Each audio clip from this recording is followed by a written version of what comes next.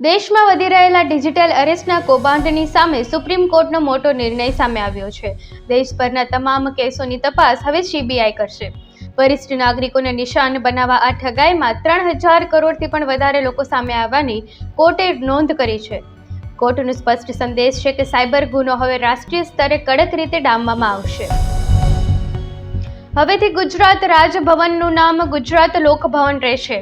રાજ્યપાલ આચાર્ય દેવવ્રતે જણાવ્યું કે આ બદલાવનો મુખ્ય હેતુ જન કેન્દ્રિત શાસનને વધુ મજબૂત બનાવવાનો છે. લોકભવનનું તત્વ સ્પષ્ટ છે કે જનતા સર્વોપરી અને આ ભવન સરકાર અને જનતા વચ્ચે સેવાનો સહકારનો સેતુ બનશે.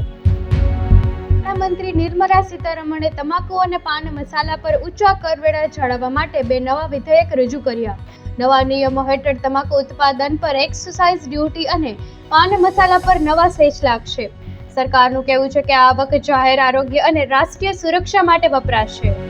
જામનગરમાં 60 વર્ષથી પણ વધુ વયના વરિષ્ઠ નાગરિકો માટે સિનિયર સિટીઝન કાર્ડ મેળવવા બીજેએસ જૈન સંગઠન ફાઉન્ડેશન અને જૈન સોશિયલ ગ્રુપના નવાનગર દ્વારા 8 ડિસેમ્બરે કેમ્પ યોજાશે. જરૂરી ડોક્યુમેન્ટની સાથે પહોંચનાર વરિષ્ઠ નાગરિકોને ફોર્મ ભરવાથી લઈને બધી જ કાર્યવાહી સંપૂર્ણપણે માર્ગદર્શન આપવામાં આવશે.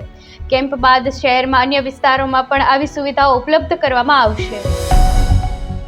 ખંભાળિયા તાલુકાના કુબેર વિસોત્રી ગામમાં 6 ખેડૂતો સાથે 11 લાખથી પણ વધારે છેતરપિંડીનું કૌભાંડ સામે આવ્યું છે.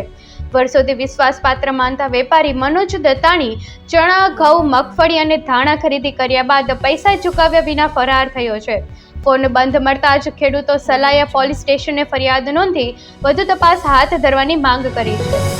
ગુજરાતમાં દારૂબંધીના દાવાની સામે કોઈ કડક કાર્યવાહી નથી. છેલ્લા 3 વર્ષમાં 39,000થી પણ વધારે ફરિયાદો નોંધાણી છે, છતાં બુટલેગરો સામે કોઈ કાર્યવાહી કરવામાં આવી નથી.